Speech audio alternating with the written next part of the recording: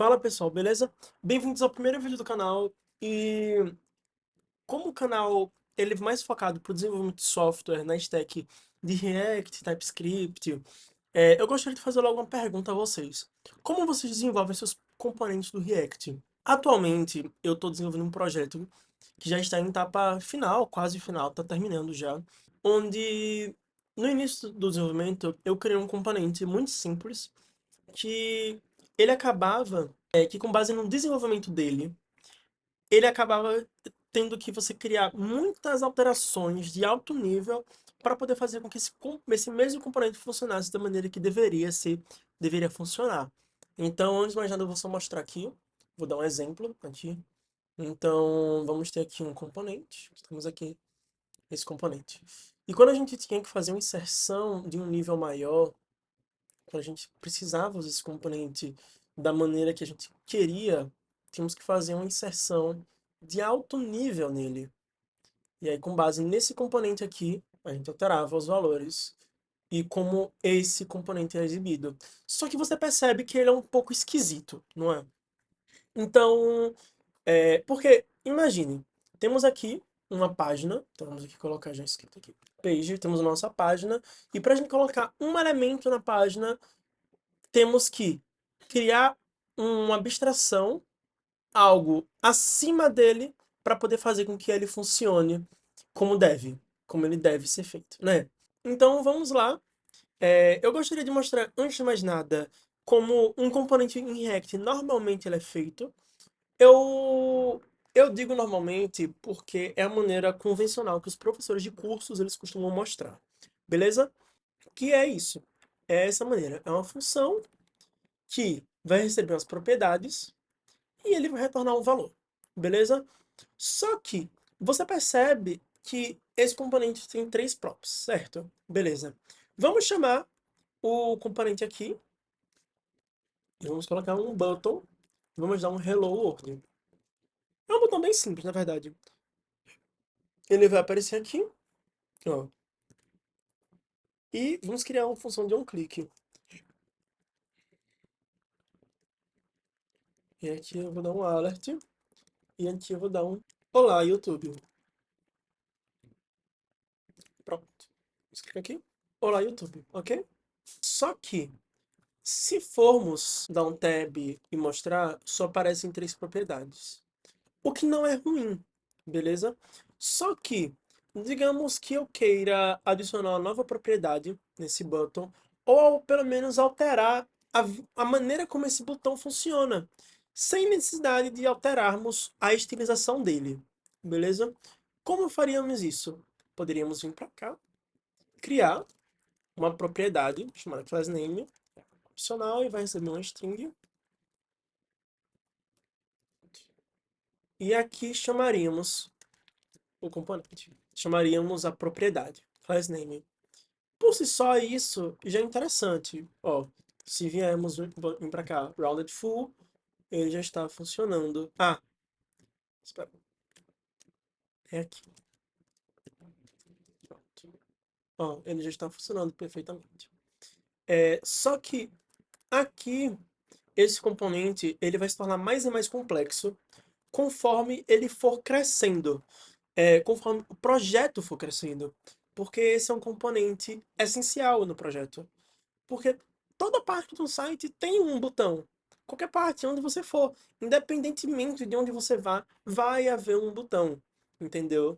Então, se imagine se a cada melhoria que a gente for fazer, a cada função que a gente for colocar, alguma nova funcionalidade que a gente for colocar nesse botão, a gente tem que for vir aqui no componente e mexer. Tá errado. Isso tá errado. Componentes, primeiro, eles não devem seguir regras de negócio. Então, a gente tem que diminuir o grau de complexidade ao máximo. Ah, então você me pergunta, aonde eu devo colocar as regras de negócio? Dois casos.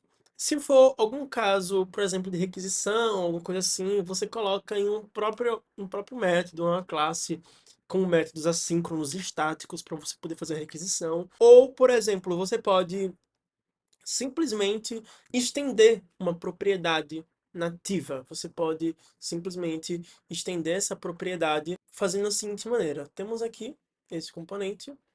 Só que vamos apagar todo o conteúdo e vamos importar uma coisa chamada o seguinte, HTML attributes, beleza? E vamos criar uma props. Essa props, ele vai estender esse HTML attributes, que ele é genérico. Se formos ver aqui, ó, ele exige um argumento de tipo. Poderíamos vir aqui e colocar um n. Vamos aqui ver isso aqui.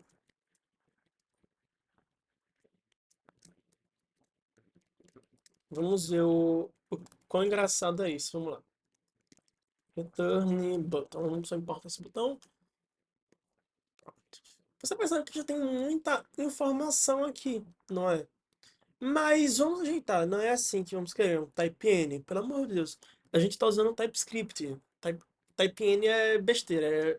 Não, nunca use type N em TypeScript. Na verdade, use, mas evite ao máximo. Evite. Use em casos onde você fala, vai, eu preciso usar aqui.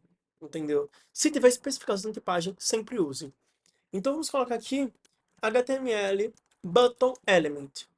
Por que HTML button element? É a interface do componente aqui, ó. Você percebe aqui, ó. Quando a gente vem vir para cá, ele já mostra a tipagem. Button HTML attributes HTML button element, beleza? Então, essa aqui é uma tipagem do próprio botão. Você pode, inclusive, colocar isso, viu? Ó, você pode colocar isso. Você pode fazer isso aqui, entendeu? Você pode. Que vai ficar até mais exato, sabe? Só que vamos deixar de um modo mais geral. Nós já deixamos esse HTML button element aqui e vamos trocar aqui. Vamos sair de button HTML attributes e vamos botar só HTML attributes. Não vai ter um peso muito grande no seu código, mas vai ser algo mais fácil, entendeu? Então vamos colocar aqui, ó.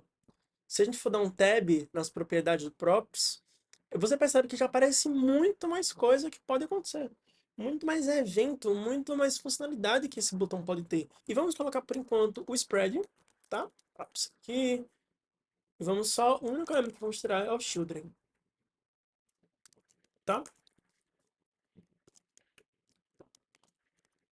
Pronto, o botão tá bem simples, na verdade. Ele ainda tá funcionando. Só que agora eu quero devolver uma das propriedades que havia aqui, que era o de tema. Então, o que poderíamos fazer aqui? Nós podemos estender essa interface. Então, vamos aqui, dar o e-comercial e vamos criar um novo tipo.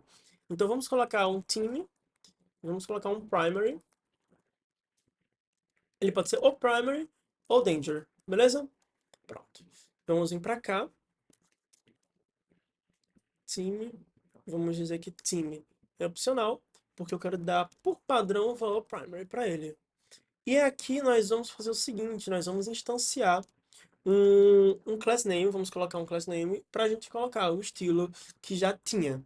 Então vamos vir para cá, vamos colocar o template string, módulo, dot, button. Já vamos dizer que isso aqui é um botão. E agora nós vamos vir fazer o seguinte, módulo theme.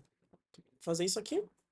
E agora vamos fazer apenas um ajustezinho aqui, que é colocar uma outra propriedade que tem aqui, ok? Que é da própria interface, que é o class name. Então agora vamos permitir que esse método possa ser estendido, ok? Tanto com interface como também funcionalidade. E você percebe que esse componente está muito mais simplificado, não é? Ele tem menos coisa, é um componente burro. Ele não segue, não tem nada. Tem nada de bacana aqui, não tem nada de nada. É bobagem. Você tem um componente bem simples mesmo, entendeu? Mas o seu uso, ele acaba sendo muito melhor. Porque, ó, se por exemplo, nós viemos aqui e vamos criar um evento de clique.